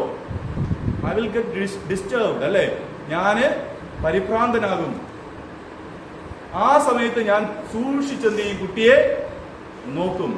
അപ്പൊ കുട്ടിയെ സൂക്ഷിച്ച് ഞാൻ നോക്കും. എന്റെ എല്ലാ ആ ഒരു രൗദ്രഭാവവും അല്ലെ ശൗര്യവും എല്ലാം എടുത്തിട്ടാണ് ഞാൻ കുട്ടിയെ നോക്കുന്നത്. പക്ഷെ കുട്ടിയുടെ ഉള്ളിൽ എന്താണെന്നറിയാമോ, എന്നൊരു ഫീലാണ്. അപ്പൻ എന്നെ എന്ത് ചെയ്തു നോക്കി. ആരാ ചോദിച്ചേ, കുട്ടികളുടെ ഇടയിൽ പിന്നെ ഈ വാശിയും വൈരാഗ്യം കൂടുന്നു. എന്നാവും. അപ്പൊ കുട്ടി എന്ത് ചെയ്യും, പട്ടി എന്ന് വിളിക്കും. പട്ടി. അപ്പോഴത്തേക്ക് ഞാൻ എന്ത് ചെയ്യും, രൂക്ഷമായി നോക്കുക മാത്രമല്ല അടുത്തേക്ക് എന്ത് ചെയ്യും, പോകും. കണ്ടോ, കുട്ടി ഇങ്ങോട്ട് വന്നു. കുട്ടിയെ തലോടാൻ എനിക്ക് സമയം കിട്ടിയില്ല. മോളെ പോയി കളിക്കടി എന്നൊരു നല്ല വാക്ക് പറയാൻ സമയം കിട്ടിയില്ല. കുട്ടി പട്ടി എന്ന് വിളിച്ചപ്പോഴോ ഞാൻ നോക്കി, എന്റെ നോട്ടം കൊടുത്തു, സ്ട്രോക്ക് കൊടുത്തു. ധൈര്യമായിട്ട് കേട്ടോ. പോസിറ്റീവ് ആയിട്ടല്ല, നെഗറ്റീവായിട്ട് ഞാൻ പ്രതികരിച്ചു. പക്ഷെ കുട്ടിക്ക് എന്ത് കിട്ടി, സ്ട്രോക്ക് കിട്ടി. അപ്പൊ പട്ടി എന്ന് വിളിച്ചു. ഇനി ആ കുട്ടിക്ക് ആ സമയത്ത് ഉണ്ടാകുന്ന എന്താണ്, ഫീലാണ്. നേരത്തെ ഫീലാണ് ഉണ്ടാവുള്ളൂ, ഇപ്പൊ യാ. അപ്പൊ കുട്ടി എന്ത് ചെയ്യും, പട്ടീന്ന് നീട്ടി ഒരു വിളി വിളിക്കും. പട്ടി പട്ടി പട്ടി പട്ടി പട്ടി എന്ന് വിളിക്കും. അപ്പോഴത്തേക്ക് ഞാൻ എന്ത് ചെയ്യും, പോവുകയും ചെയ്യും, തൊടുകയും ചെയ്യും, ഒരു അല്ലെ ഇങ്ങനെ ഒരു സംഭവം കൊടുക്കുകയും ചെയ്യും. അപ്പൊ കുട്ടിയുടെ മനസ്സിൽ എന്താണ്, ഇങ്ങനെയാണ് കുട്ടികൾ വാശിയുള്ളവരായി മാറുന്നത്. ഇങ്ങനെയാണ് കുട്ടികളിൽ മാലഡാപ്റ്റീവ് ബിഹേവിയേഴ്സ്, നമുക്ക് ഇഷ്ടപ്പെടാത്ത ബിഹേവിയേഴ്സ് ഉറയ്ക്കുന്നത്. കുട്ടി എന്റെ അടുത്ത് വന്നത് എന്തിനാണ്, സ്ട്രോക്കിനാണ്. അവളെ ഒന്ന് ചേർത്ത് പിടിക്കാം, ഒന്ന് തലോടാം, ഒന്ന് തട്ടാം, എന്നിട്ട് ഒരു കാര്യം പറഞ്ഞു വിടാം. അത് ചെയ്യാനും നമുക്ക് സമയമില്ല, വി ആർ ബിസി. പക്ഷേ കുട്ടി ഒന്ന് വാശി പിടിച്ചാൽ, കുട്ടി ഒന്ന് ചീത്ത വാക്ക് ഉപയോഗിച്ചാൽ, കുട്ടി ഒന്ന് നമുക്ക് ഇഷ്ടപ്പെടാത്ത രീതിയിൽ പ്രതികരിച്ചാൽ നമ്മൾ ഉടനെ എന്ത് ചെയ്യും, അവിടെ എത്തും. നമ്മൾ അവളെ അറ്റൻഡ് ചെയ്യും. നമ്മൾ നെഗറ്റീവ് സ്ട്രോക്കാണ് കൊടുക്കുന്നതിന് അവിടെ എത്തും. അതുകൊണ്ട് എറിക് ബേൺ പറയുന്നത് we have A hunger four stroke. എങ്ങനെ കിട്ടണമെന്നാണ് നമ്മൾ ആഗ്രഹിക്കുന്നത്, കിസ്സായിട്ട് കിട്ടണമെന്നാണ് ആഗ്രഹിക്കുന്നത്, ചുംബനമായി കിട്ടണമെന്നാണ് ആഗ്രഹിക്കുന്നത്, പോസിറ്റീവായി കിട്ടണമെന്നാണ് ആഗ്രഹിക്കുന്നത്. പക്ഷേ പോസിറ്റീവായിട്ട് കിട്ടിയില്ല, കിസ്സായിട്ട് കിട്ടിയില്ല, നമുക്ക് എന്തായിട്ടെങ്കിലും വേണം, കിക്കായിട്ടെങ്കിലും വേണം. Kiss or kick. പിടികിട്ടുന്നുണ്ടോ, കിസ് ഓർ കിക്ക്. ഒരു ഉദാഹരണം കൂടെ പറയാം. ഒരമ്മാമ്മ, നല്ല പ്രായമുള്ള ഒരു അമ്മ വീട്ടിലുണ്ട്. ഈ അമ്മ വീട്ടില് മോൻ കയറി വരുമ്പോഴത്തേക്ക് മോനോട് പറയുകയാണ്, എടാ മോനെ, നിന്റെ കാര്യം പോക്കാണടാ, നിനക്ക് കിട്ടിയ ഭാര്യ എന്റെ മരുമോള് ഇങ്ങനെ ആയിപ്പോയല്ലോടാന്ന് പറയാണ്. മോന് സന്തോഷാവോ? വളരെ കുഴി പോകാറായില്ലേ, ഒന്ന് അടങ്ങിയില്ലേ, വീട്ടിൽ പ്രശ്നം ഉണ്ടാക്കിയിട്ട് എന്തെടുക്കാനാണ് എന്ന് ചോദിച്ചിട്ട് ഒരാട്ടാട്ട്. മോള് വരികയാണ്, മരുമോള് വരികയാണ്. മരുമോള് വരുമ്പോ അമ്മ വെറുതെ ഇരിക്കും. നിങ്ങളുടെ ഇവിടുത്തെ അമ്മമാരെ കുറിച്ചല്ല ഞാൻ പറയുന്നത്, ഞങ്ങളുടെ നാട്ടിലെ അമ്മമാരാണ്. വെറുതെ ഇരിക്കോ? മരുമോളോട് വരുന്ന ഒരു ചോദിച്ചു അല്ലേ, എടീ നിന്റെ ഹസ്ബൻഡ് ഇത് എന്തോ തോഴനാടി എന്ന് ചോദിക്കും. എന്റെ മോനായതുകൊണ്ട് ഞാൻ സഹിച്ചു, നീ എങ്ങനെ സഹിക്കുന്നുണ്ട് എന്നൊക്കെ ചോദിക്കും. അപ്പോ മരുമോൾ എന്ത് പറയും, ഓ അമ്മ പറഞ്ഞ കറക്റ്റാ കേട്ടോ എന്നൊക്കെ പറഞ്ഞ് അഭിനന്ദിക്കുവോ? ഇല്ല. മരുമോൾ ഒരു ആട്ടാട്ട്. അടുത്ത ദിവസം ഇതേ പാറ്റേൺ തന്നെ അമ്മ എന്ത് ചെയ്യും, ആവർത്തിക്കും. നിനക്കറിയാം ഇതെന്താ കാര്യമെന്ന്? എന്താ അമ്മയ്ക്ക് വേണ്ടത്? ഒരു കിസ്സാണ്. പുറത്തുനിന്ന് മോൻ കയറി വരുമ്പോൾ കയറി വരുമ്പോൾ അമ്മേ എന്തെങ്കിലും കഴിച്ചായിരുന്നു, ഒരു വാക്ക് ചോദിച്ചാൽ മതി. ഒരു ചെറിയൊരു കുശലാന്വേഷണം, ഒരു വാക്ക്, ഒരു ടച്ച്, ഇതാണ് അമ്മയ്ക്ക് വേണ്ടത്. അമ്മയ്ക്ക് കിസ് കിട്ടുമോ? ഇല്ല. എന്തെങ്കിലും വേണം, എന്തെങ്കിലും വേണം, കിക്കെങ്കിലും വേണം. നമുക്ക് ആ ഹങ്കർ മാറാനായിട്ട് കിസ് കിട്ടിയില്ലെങ്കിൽ എന്തെങ്കിലും വേണം, കിക്കെങ്കിലും വേണം. നിങ്ങൾക്ക് ഇത് ആശയം പിടികിട്ടുന്നുണ്ടോ? നമ്മുടെ പല പിള്ളേരും ലഹരിയിലേക്ക് വീണു പോകുന്നത്, ഞാൻ എത്രയോ സ്കൂളുകളിൽ ക്ലാസ് എടുക്കാൻ പോകുന്നുണ്ട്. ഞാൻ പോകുന്നിടത്ത് എല്ലാ പിള്ളേരോട് ചോദിക്കും, മക്കളെ നിങ്ങൾക്ക് ആരാകണം? അപ്പോ സാറിനൊക്കെ അറിയാലോ, 1-2 പറയാൻ ബുദ്ധിമുട്ടുണ്ടാവും. ഒരാള് IAS പറഞ്ഞ പിന്നെ IAS, IPS, pilot, engineer, class മുഴുവനും ടോപ്പ് ക്ലാസ് ആൾക്കാരെ കൊണ്ട് നിറയും. പക്ഷെ ഒരു ഒറ്റ കുട്ടി പോലും എന്നോട് പറഞ്ഞിട്ടില്ല എനിക്ക് ജനിച്ചു വളർന്ന് നല്ല മുഴുകുടിയനായി മാറണമെന്ന് ആരും പറഞ്ഞിട്ടില്ല. അല്ലെങ്കിൽ എനിക്ക് ജനിച്ചു വളർന്ന് നല്ല MDMA ഉപയോഗിക്കുന്ന ഒരാളായിട്ട് മാറണമെന്ന് ഒരൊറ്റ കുട്ടി പോലും പറഞ്ഞില്ല. ഒരു കുട്ടികളും ഒരു വ്യക്തിയും ഒരു മദ്യപാനിയാകാൻ, ലഹരിക്ക് അടിമയാകാൻ ആഗ്രഹിച്ചല്ല വളരുന്നത്. ജീവിതത്തിൽ നല്ല സ്വപ്നങ്ങളുമായിട്ടാണ് വളരുന്നത്. പക്ഷേ അവർ കിട്ടേണ്ടത് കിട്ടാതെ പോകുന്നതാണ് അവരെ അവിടെ എത്തിക്കുന്നത്. ഞാനൊക്കെ സ്കൂളിൽ പഠിച്ചിരുന്നപ്പോൾ ഒരു കലാപരിപാടി ഉണ്ടായിരുന്നു. നിങ്ങൾ ഇത് അനുഭവിച്ചിട്ടുണ്ടെന്ന് അറിയത്തില്ല. ഈ ക്ലാസ്സിൽ റാങ്ക് സിസ്റ്റമാണ്. 1 മുതൽ 40-45 പിള്ളേർ കാണും. ഈ റാങ്ക് അനുസരിച്ചാണ് ഇരുത്തുന്നത് കേട്ടോ. 1, 2, 3, 4, 5, 6, 10 വരെ ഫ്രണ്ട്, 10 മുതൽ 20 വരെ രണ്ടാമത്തെ റോ, അടുത്ത് 30 മുതൽ അങ്ങനെ പോയിട്ട് ഏറ്റവും കുറച്ച് റാങ്ക് കിട്ടുന്നതിന് എവിടെയാണ്? ഏറ്റവും ബാക്കിലാണ്. ഞാൻ ഏറ്റവും ഫ്രണ്ടിൽ ഇരുന്ന ആളാണ് ഇവിടെ. ടീച്ചറിന്റെ ഏറ്റവും അടുത്തായിരുന്നു ഞാൻ റാങ്കുകാരനായതുകൊണ്ടല്ല, ക്ലാസ്സിൽ ഏറ്റവും കുഞ്ഞു കുട്ടി ഞാനായിരുന്നു. 1ാം ക്ലാസ് മുതൽ +2 വരെ. ടീച്ചർമാരുടെ എല്ലാ തുപ്പലിന്റെ ടേസ്റ്റ് എനിക്ക് ഇന്നും ഓർമ്മയുണ്ട്. ഓരോ ടീച്ചർമാർക്കും ഓരോ വ്യത്യസ്തമായ രുചിയൊക്കെ ആയിരുന്നു. എന്തുകൊണ്ടാണ് പല്ല് തേക്കുന്ന പേസ്റ്റിന്റെ പ്രത്യേകതയാണെന്ന് എനിക്കറിയില്ല. അപ്പോ ഈ തുപ്പലിൽ നിന്നാണ് ഈ ഒരു മസിലൊക്കെ എനിക്ക് വന്നതെന്ന് എനിക്ക് ചിലപ്പോൾ തോന്നാറുണ്ട്. അപ്പോ ഏറ്റവും ഫ്രണ്ടിൽ ഇരിക്കുന്ന ആളാണ് ഞാനായിരുന്നു. ഈ ഫ്രണ്ടിൽ ഇരിക്കുന്നവർക്ക് ഇടയ്ക്കിടയ്ക്ക് എന്ത് കിട്ടും?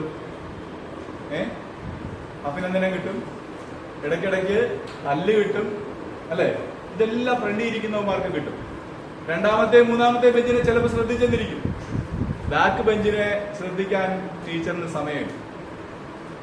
ഇത് എന്റെ ലൈഫാണ് ഞാൻ പറയുന്നത്. ഇങ്ങനെ ഇരുത്തുന്നത് തന്നെ ഒരു ലേബലിംഗ് ആണ്. ഫ്രണ്ടിൽ ഇരിക്കുന്നവന്മാരെല്ലാം എന്തിനുള്ളവന്മാരാണ്? രക്ഷപ്പെടാനുള്ളവന്മാരാണ്. 2ാമത്തെ 3ാമത്തെ ബെഞ്ചുകാർ ചിലപ്പോൾ രക്ഷപ്പെട്ടേക്കാം. 50-50 കേസുകളാണ്. ബാക്ക് ബെഞ്ചേഴ്സ് നീയൊക്കെ ഒരിക്കലും എന്ത് ചെയ്യാൻ പോകുന്നില്ല. ഇരുത്തലിൽ തന്നെ ഈ വാക്കുണ്ട്, ഈ ഒരു കമ്മ്യൂണിക്കേഷൻ ഉണ്ട്. പിന്നെ വാക്കുകൊണ്ടുകൂടെ ഇത് പറയും. നീയൊക്കെ മണ്ടന്മാരാണ്, പോഴന്മാരാണ്, നന്നാവാത്തവന്മാരാണ്, എന്തിനു വരുന്നടാന്നൊക്കെ ചോദിക്കും. അങ്ങനെ ലേബൽ ചെയ്തു. ഏറ്റവും കൂടുതൽ പ്രശ്നം ഉണ്ടാകുന്ന സൈഡിൽ നിന്നാണ്, ബാക്കിൽ നിന്ന്. മത്തങ്ങ തലച്ചീന്ന് അവിടെ നിന്ന് വിളിക്കും ടീച്ചർ. നിങ്ങൾ ഇതൊക്കെ അനുഭവിച്ചിട്ടൊന്നറിയില്ല. അപ്പോഴത്തേക്ക് സാരി എടുത്ത് കുത്തി പടി എടുത്തോണ്ട് എങ്ങോട്ടൊരു പോക്കുണ്ട്, പുറകിലോട്ടൊരു പോക്കുണ്ട്. 2 എണ്ണം കൊടുക്കും, അല്ലെ ചന്തിക്ക്.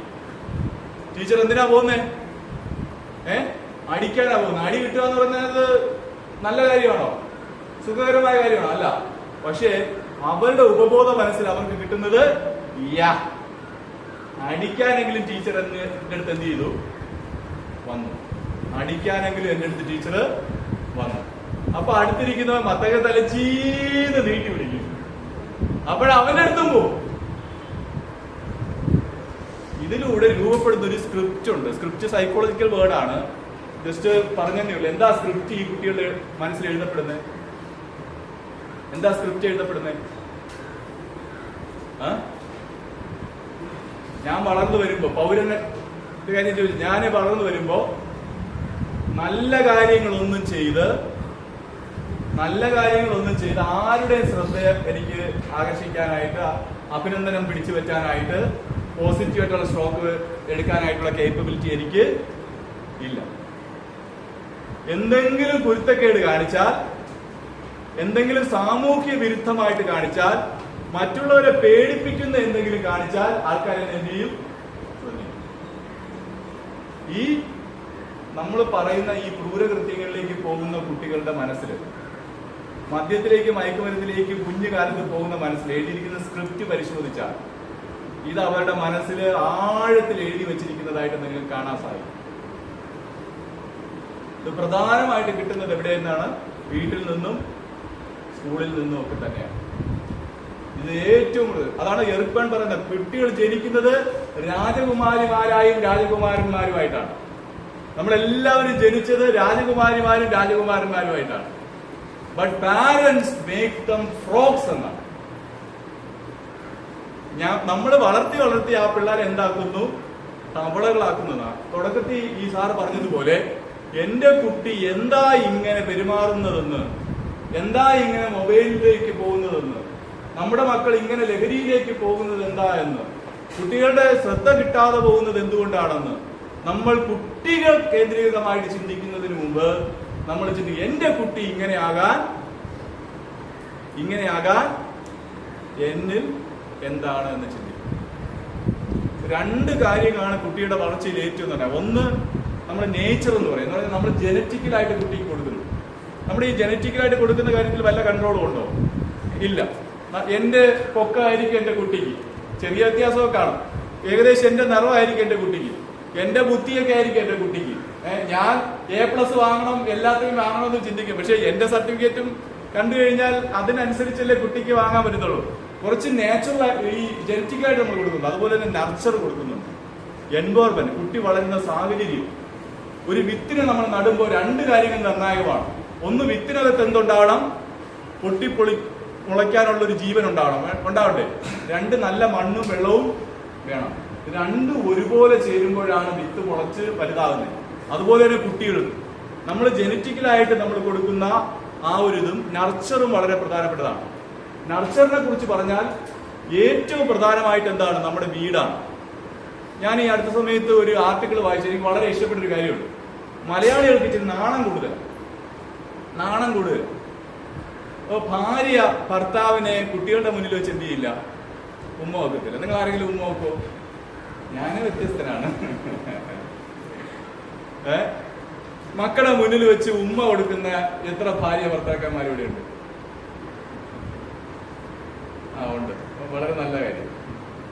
സാധാരണ ആ ആർട്ടിക്കിൾ പറയുന്നത്, ഇപ്പൊ ഭാര്യ അടുക്കളയിൽ ജോലി ചെയ്തുകൊണ്ടിരിക്കുക, ഭർത്താവ് പോയിട്ട് വളരെ പ്രണയാർദ്രമായിട്ട് പുറകിൽ നിന്ന് ഇങ്ങനെ കെട്ടിപ്പിടിക്കുന്നു. അപ്പോ ഭാര്യ എന്ത് ചെയ്യും? നിങ്ങൾ എന്തോ ചെയ്യും? ധാരമാടാ, ഇത്രയും വളർന്നിട്ട് നാണം ഒന്നുമില്ലാന്ന് ചോദിച്ചിട്ട് ഒരൊറ്റ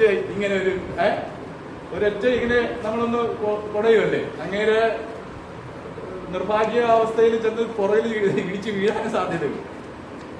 നമ്മൾ കുടഞ്ഞു കളയും.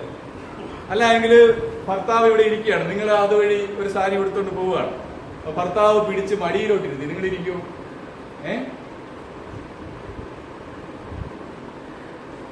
അല്ലേ? നമ്മുടെ രണ്ട് വാക്ക് ഭർത്താവിനെ പറയുന്നു, ചാടി നമ്മൾ പോകും. പക്ഷെ അത് തുടർന്ന് പറയുന്നൊരു കാര്യമുണ്ട്. പിള്ളേരുടെ മുന്നിൽ വെച്ച് ഒരു ഉമ്മ കൈമാറാൻ നമുക്ക് മടിയുണ്ട്. ഞാൻ വായിച്ചപ്പോൾ ഞാൻ ചിന്തിച്ചൊരു കാര്യമുണ്ട്. നമുക്ക് ഭാര്യയെ ഉമ്മ വയ്ക്കാൻ, വീട്ടിൽ മക്കളുടെ മുന്നിൽ വെച്ച് ഉമ്മ വയ്ക്കാൻ നാണക്കേടുണ്ടെങ്കിലും പബ്ലിക് റോഡിൽ നിന്ന് മൂത്രമൊഴിക്കാൻ നാണക്കേടില്ലാത്ത ആൾക്കാരാണ് നമ്മൾ മലയാളികൾ. അത് വേറൊരു കാര്യം, അത് നാണത്തിന്റെ വേറൊരു വേർഷൻ. പക്ഷെ അതിൽ പറയുന്നൊരു കാര്യമുണ്ട്. ഈ പിള്ളേരുടെ മുന്നിൽ വെച്ച് സ്നേഹം പ്രകടിപ്പിക്കാൻ നാണമുള്ള നമ്മൾ പിള്ളേരുടെ മുന്നിൽ വെച്ച് എന്ത് ചെയ്യും? ഭാര്യയോട് വഴക്ക് കൂടും, അല്ലെങ്കിൽ ഭർത്താവിനോട് വഴക്ക് കൂടുമ്പോ നമ്മുടെ മുന്നിലുള്ളത് ഭാര്യ മാത്രമായിരിക്കത്തില്ല. ഭാര്യയുടെ മരിച്ചുപോയ അപ്പനെ നമ്മൾ പറയും, അമ്മയെ പറയും, അമ്മാവനെ പറയും, അല്ലെ? കൊച്ചിനെ, കുഞ്ഞമ്മയെ, എല്ലാവരെയും തെറി പറയും. അതുപോലെ തന്നെ ഭാര്യമാർ ഒരു ബഹുമാനവും ഒരു ഇതും ഇല്ലാതെ ഭർത്താവിനെ വായിൽ തോന്നിയതെല്ലാം വിളിച്ചു പറയും. വല്ല നാണക്കേട് നിങ്ങൾക്ക് തോന്നാറുണ്ട് ആ സമയം? എന്റെ മക്കളുടെ മുന്നിൽ വെച്ച് ഞാൻ വഴക്കുണ്ടാക്കി എന്റെ ഭാര്യയോട് അല്ലെങ്കിൽ എന്റെ ഭർത്താവിനോട്, അതിലെനിക്ക് നാണമുണ്ട് എന്ന് തോന്നാറുണ്ടോ? ഇത് നമ്മുടെ ഒരു വലിയ പ്രശ്നമാണ്. നമ്മുടെ സ്നേഹം കണ്ടു വളരാനായിട്ട് പിള്ളേർക്ക് ഭാഗ്യമില്ലാതെ പോവുകയും നമ്മുടെ ഈ വൃത്തികെട്ട സ്വഭാവം എല്ലാം കാണാനായിട്ട് പിള്ളേർക്ക് ഭാഗ്യം ഉണ്ടാകുകയും ചെയ്തിട്ട് പിള്ളേർക്ക് നല്ല സ്വഭാവം ഇല്ല എന്ന് പറഞ്ഞിട്ട് വല്ല കാര്യമുള്ളൂ. ഇത് നമ്മൾ ചിന്തിക്കേണ്ടുന്ന ഒരു കാര്യമുണ്ട്. അപ്പൊ ഒന്നുകൂടെ ഞാൻ പറയുന്നു, എന്തുകൊണ്ട് എന്റെ കുട്ടി ഇങ്ങനെ ആയി എന്ന് ചിന്തിക്കുന്നതിന് പകരം എന്ത് ചെയ്യുക, ഈ കുട്ടി ഇങ്ങനെ ആകാൻ എന്നിൽ എന്തുണ്ടായി എന്ന് ചിന്തിക്കുന്ന ഒരു ചിന്ത, ഒരു രീതിയിലുള്ളൊരു മാറ്റം എനിക്ക് നിങ്ങൾക്കുണ്ടാകും. അപ്പൊ ഞാൻ അങ്ങനെ ചിന്തിക്കാറുണ്ട്. ഞാൻ ചില സമയത്ത് എൻ്റെ മക്കളോട് വളരെയധികം കണ്ണീരോടുകൂടെ സോറി പറയാറുണ്ട്. ചില സമയത്ത് എനിക്ക് തെറ്റുകൾ പറ്റാറുണ്ട്. തെറ്റുകൾ എന്ന് മനസ്സിലായി കഴിഞ്ഞ് എൻ്റെ പിള്ളേരുടെ അടുത്ത് പോയിട്ട് ഞാൻ പറയാറുണ്ട്, മക്കളെ സോറി, അതെനിക്ക് എൻ്റെ ഭാഗത്തുനിന്ന് ഉണ്ടായ ഒരു തെറ്റാണ് എന്ന് ഞാൻ കണ്ണീരോടുകൂടെ എൻ്റെ പിള്ളേരോട് മാപ്പ് പറഞ്ഞിട്ടുണ്ട്. അപ്പോൾ അതിനൊന്നും നമ്മൾ നാണിക്കേണ്ട ഒരു കാര്യമില്ല. മക്കളെ റെസ്പെക്ട് ചെയ്യുക. ഒരു കാര്യം കൂടെ ഞാൻ പറയട്ടെ, എല്ലാവരും പറയുന്ന ഒരു പരാതിയുണ്ട്, സാറേ എൻ്റെ കുട്ടിക്ക് എന്നെ ബഹുമാനമില്ല. പ്രത്യേകിച്ച് ടീനേജിലേക്ക് കുട്ടികൾ കടക്കുമ്പോൾ പറയുന്ന ഒരു പരാതിയാണ്, എൻ്റെ കുട്ടിക്ക് എന്നോട് ബഹുമാനമില്ല.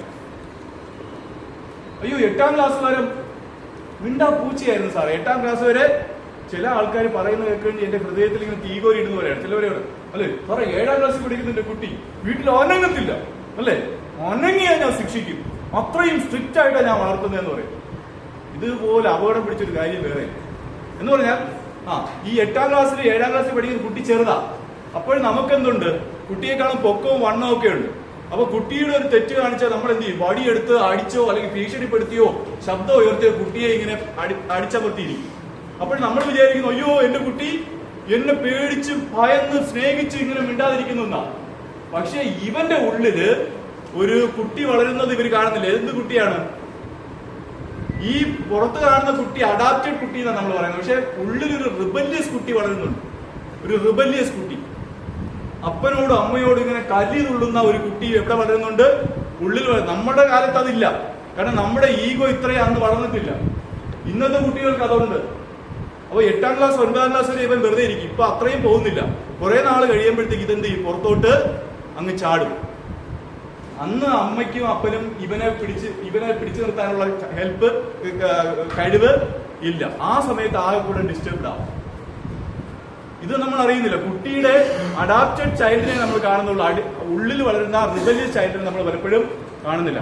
അതാണ് കുട്ടി ചിന്തിക്കുന്നത്, ഈ അപ്പനും അമ്മയ്ക്കും എങ്ങനെ പണി കൊടുക്കാം അല്ലെ, ലഹരി ഉപയോഗിച്ചാൽ അമ്മയുടെ ഹൃദയം തകരും, അല്ലെങ്കിൽ ഞാനൊരു പ്രണയത്തിലേക്ക് പോയി കഴിഞ്ഞാൽ അമ്മയ്ക്ക് വേദന ഉണ്ടാവുമെന്നുള്ള ചിന്ത, അപ്പന് വേദന ഉണ്ടാവുമെന്നുള്ള ചിന്തയിലേക്ക് കുട്ടി പോകുന്നത്. ഈ റിബല്യസ് ചൈൽഡ് വളരുമ്പോഴത്തേക്ക് നമ്മളത് അറിയണം. കണക്ഷൻ പോകുമ്പോൾ നമ്മളത് അറിയണം, അതിനെ തിരിച്ചറിയണം. വേറെ നാട്ടുകാർ തിരിച്ചറിയുന്നതിന് മുമ്പ് നമ്മൾ എന്ത് ചെയ്യണം, തിരിച്ചറിയണം. അത് വളരെ പ്രധാനപ്പെട്ട ഒരു കാര്യമാണ്. അപ്പോ കുട്ടി റെസ്പെക്ട് ചെയ്യണമെങ്കിൽ ഒരേ ഒരു വഴിയുള്ളൂ. എന്ത് ചെയ്യണം, ഒരാളുടെ റെസ്പെക്ട് കിട്ടാൻ. നിങ്ങൾ എന്നെ റെസ്പെക്ട് ചെയ്യണമെങ്കിൽ എനിക്ക് ഒരേ ഒരു വഴിയേ ഉള്ളൂ. എന്താണത്? ഞാൻ നിങ്ങളെ റെസ്പെക്ട് ചെയ്താൽ നിങ്ങൾ എന്നെ എന്ത് ചെയ്യും, തിരിച്ച് റെസ്പെക്ട് ചെയ്യും. നിങ്ങളുടെ കുട്ടിയെ നിങ്ങൾ റെസ്പെക്ട് ചെയ്താൽ നാളെ നിങ്ങളെയും നിങ്ങളുടെ കുട്ടിയെ എന്ത് ചെയ്യും, റെസ്പെക്ട് ചെയ്യും. നമ്മുടെ കാലഘട്ടത്തിൽ ഉള്ള കാര്യമല്ല, ഇന്നത്തെ കുട്ടികളുടെ കാര്യമാണ് ഞാൻ പറയുന്നത്. നമ്മുടെ കാലഘട്ടത്ത് നമുക്ക് ഇത്രയും ഈഗോ ഒന്നും വളർന്നിട്ടില്ല. പക്ഷെ ഇന്നത്തെ കുട്ടികൾക്ക് അങ്ങനെയല്ല. കുഞ്ഞിലെ അവരുടെ ഈഗോ വളർന്നു. അതുകൊണ്ട് നമ്മുടെ കാലത്ത് നമ്മുടെ അപ്പനും അമ്മയും നമ്മളോട് പെരുമാറിയതുപോലെ ഇന്നത്തെ പിള്ളേരോട് നമ്മൾ പെരുമാറാൻ പോയാൽ പണി പാടും. ആ കണക്ഷൻ തീർത്തും നഷ്ടപ്പെടും. അതുകൊണ്ട് കുട്ടികളെ വ്യക്തിയായിട്ട് കാണാനും റെസ്പെക്ട് ചെയ്യാനും നമുക്ക് സാധിക്കണം എന്നുള്ളതാണ്. അപ്പൊ ഞാൻ ഇങ്ങനെ പറഞ്ഞുകൊണ്ട് പോകും. എന്തെങ്കിലും പെട്ടെന്ന് ക്വിക്കായിട്ട് ചോദിക്കുന്നുണ്ടെങ്കിൽ പെട്ടെന്ന് നമുക്ക് ചോദിച്ച് അവസാനിക്കും. ഏകദേശം നിങ്ങൾ ചോദിച്ച ചോദ്യങ്ങൾക്ക് ഞാൻ ഉത്തരം പറഞ്ഞു.